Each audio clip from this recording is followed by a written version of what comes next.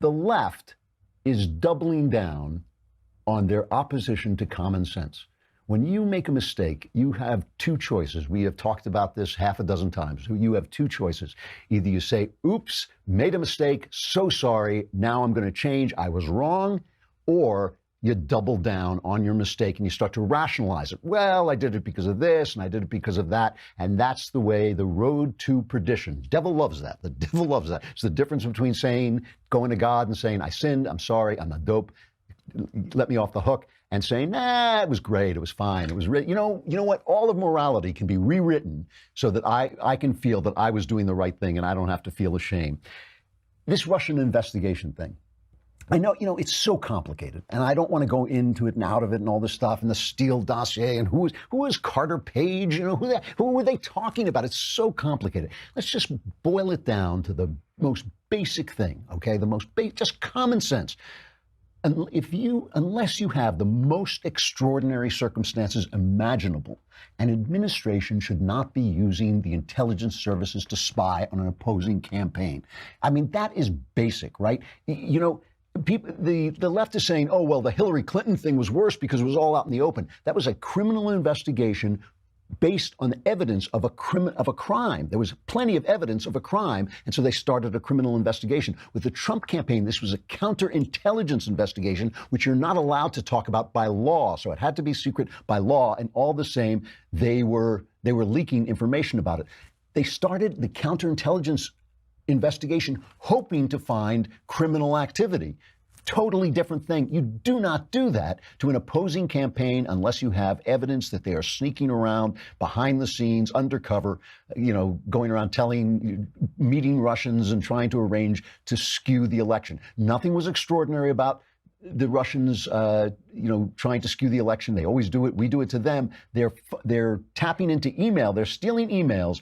Was a reason to start an investigation against the Russians, but not about Trump. So now Donald Trump and Justice come together. They come to an agreement that the Inspector General is going to look into whether this was a political act, whether the Obama administration misbehaved, and the left is going nuts. They are doubling down against common sense. I mean, this is basic common sense. This is it's a constitutional crisis. The Justice Department is part of the executive branch. It is answerable to the president. He has every right to make sure that this incredible investigation, which has now gone on for more than a year and a half, without any evidence coming to light, he has every right to ask whether this was, just remember this. I mean, and again, not to get into the weeds about this, James Clapper, the director of national intelligence, said to James Comey of the FBI, go in and tell Donald Trump about this dossier that says you were with prostitutes in Russia.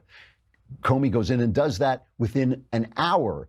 And we now know that the FBI knew about this. The FBI was talking to CNN. Within an hour, CNN is saying, oh, yeah, we're going to do a story about this because now we have a news hook because James Comey took it into the president. So Clapper was the guy. He was the connection. When they asked Clapper if he had ever leaked any information to CNN, this is cut number one.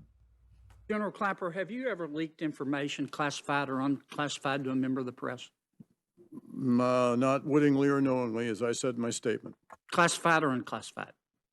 Well, unclassified is not leaking. Unclassified, that's somewhat of a non sequitur. Have you ever given information to a reporter that you didn't want to have your name connected with, but you wanted to see it in the paper? I have not.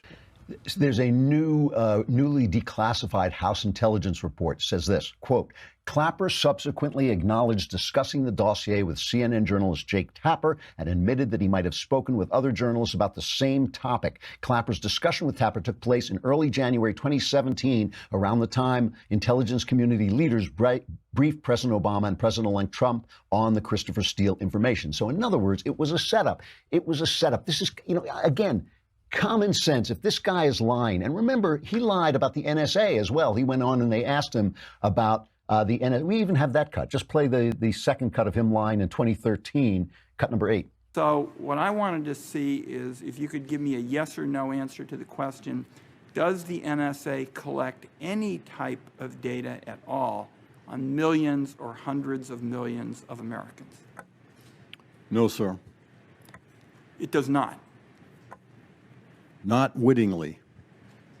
There are cases where they could inadvertently, perhaps, collect, but not wittingly. That was perjury. That was under oath, and he never, you know, these guys never pay the price. They never pay the price. People are always asking me, is Hillary Clinton going to go to jail? No, nobody's going to pay the price for this, but we can make them pay the price. We can hold them accountable. This guy lies and lies and lies. So now we know that there was an informant. You know, what do you want to call him? You want to call him a spy, or you want to call him an informant? And you want to call him a guy who just said, howdy do, and then stole information and gave it back to the intelligence services. Now we know this was in the Trump campaign. Here's James Clapper, all right? He's still on TV, right? Lied in front of Congress. But now he's a commentator on TV. So he was setting up with CNN even before this happens. And he doubles down. Basic common sense, this is a violation of at least our principles, unless it comes out that Donald Trump in a trench coat and a little hat was meeting Boris Badenoff in a dark alley. Common sense tells you this is a violation of our basic principles for free and unfettered elections, right? But James Clapper, this guy who lied to Congress, is now on CNN, and he says, oh no, spying, that was a good thing. It's a good thing. Let's hear it. Well, I think this is hyperbole. They may have had someone who was talking to them in the campaign, but you know, the focus here, and as it was with the intelligence community, is not on the campaign per se, but what the Russians were doing to try to instantiate themselves in the campaign or to influence or leverage it. So if there was someone that was observing that sort of thing, well, that's a good thing because the Russians pose a threat to the very basis of our political system. And I think it's hugely dangerous if someone like that is exposed, because the danger to that person, not to mention the reluctance of others to be informants for the FBI. And the FBI gains a lot of valuable information from informants. So to me, this is incredible. Common sense, your friend, somebody you think is your friend, lies to you once, lies to you twice, comes on a third time and says, just spews garbage. Oh, it's a good thing we're spying on the oppositional campaign. It's a good thing. Why is he even in front of a microphone? Why is he there? I don't get it. It violates common sense, but they double down on it. Doubling down on common sense. So Mike Pompeo comes out and he says, we're going back into negotiations with Iran, right? We've ditched the Iran deal. Now we're going back into negotiations. And what does he want? And he goes before the Heritage Foundation. This is his first major speech as Secretary of State, and he tells them what we want. Here he is. You know, that list is pretty long, but if you take a look at it, these are 12 very basic requirements. The length of the list is simply a scope of the malign behavior of Iran. We didn't create the list. They did.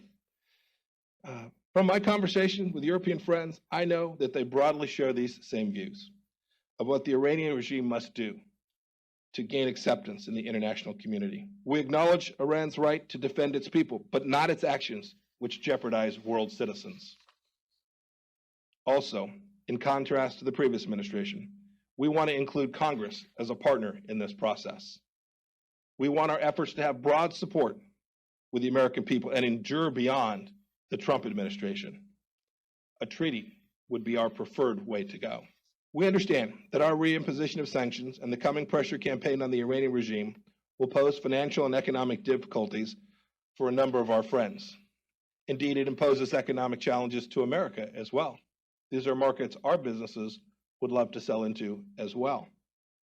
And we want to hear their concerns. But you know, we will hold those doing prohibited business in Iran to account. Unlike the previous administration, we are looking for outcomes that benefit the Iranian people, not just the regime.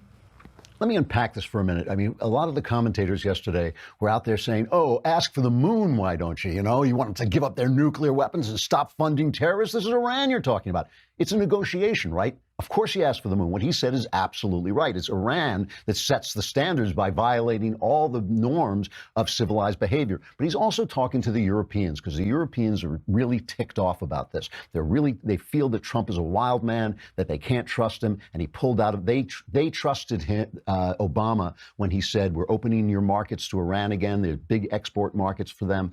And all we have to do is sign on to this deal. And they thought this was the deal they were making with America. Again, not common sense, right? Not common sense because we have a system for making deals with our country. It's called making a treaty. That's what Pompeo was saying here. We pass a treaty. You're making a deal with Obama. As far as we're concerned, he's just a guy. He's just a guy. He may be the president guy, but he's still just a guy. That's not us, right? This is important. And they're saying, oh, well, Iran will never do this. But Iran is in trouble. There was a really good piece in the Wall Street Journal saying Iran has to get ready for the battle real. Real is their monetary, their coin.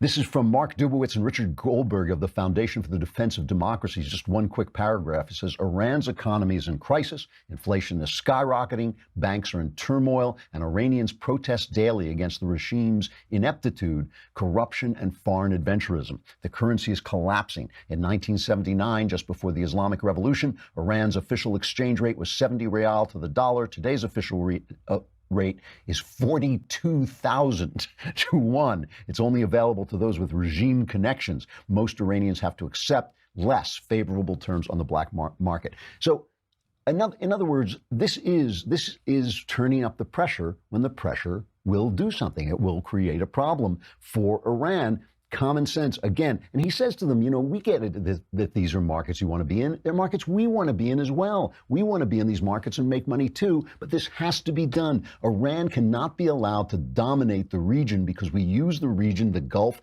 for shipping and for passage and for defending, our interests, and that Europe depends on us being the big dog and protecting their interests as well. So Europe is not, is looking at a short-term interest. Trump is right and they're wrong, and they just can't stand it because he's not one of them and because he is this wild man and he talks the way he talks. So they're ready to double down and violate common sense the way they did when they signed this deal in the first place. And the last example I want to give of this, because, there's a horse called Justify that may win the Triple Crown. This is the Triple Crown for the left justifying itself. This is the Triple Crown for the left justifying itself. I can't get off of this subject of Donald Trump berating MS-13 as a bunch of animals and the left running to their defense. The former head of Planned Parenthood is saying, you can't call people animals. They're just clumps of cells. Oh, she didn't say that, but I mean, that I guess was the rest of the sentence, right? You can't call them animals. They're just clumps of cells. We wouldn't kill animals the way we kill babies. Come on. But, this quote obviously was just taken out of context by every single member of the media Democrat complex. Every single one of them took it out of context on Twitter and made it sound like he was calling all illegal immigrants animals, and he was just referring to MS-13. Okay, made a mistake. What do? Sorry God, sorry people. We did the wrong thing. That's not what we do. We report the news. They're defending taking it out of context. They're defending the bad behavior. It's just common sense. If you're a reporter, report the news. Not on CNN, it's not. Listen to this. John, is it appropriate for a president to ever call anyone an animal, even if they are sadistic gang members? Yeah, I think that's something to watch out for. The history of political leaders dehumanizing opponents, even criminals, and using animal metaphors is a dangerous one. That is not something that we should accept from an American president. Yes, comments should be reported in context. But I think the spirit is also saying, look at the real stats. Don't just look at the style, look at the substance. Beware of bullies playing the victim card. Don't fall for that. It's our job to impose context, but it's also in the context of his actions and rhetoric around immigrants over time. Right. Max, last 30 seconds are yours. Just keep in mind, this is an old game that the White House plays. Trump says something that's incredibly offensive, and then he comes out and says it's fake news, it was taken out of context, it was just a joke or something, so he gets to slam the news media as well as getting his offensive comments out there to his base. Don't fall for it. It is incredible. And remember, the final point I would make is whatever the so-called context of his animals remark, what people heard was very different. It's that he is stigmatizing and dehumanizing immigrants. I wonder why people heard that. Oh, yeah, because you misreported it. Common sense. The investigation of Trump bears looking at. This is something that should be only done in the most extraordinary circumstances, and they didn't exist. That bears looking at. Common sense. Iran needs to be faced down and negotiated with in a hard-boiled way. Common sense. And the press should report accurately. Common sense. The left says no.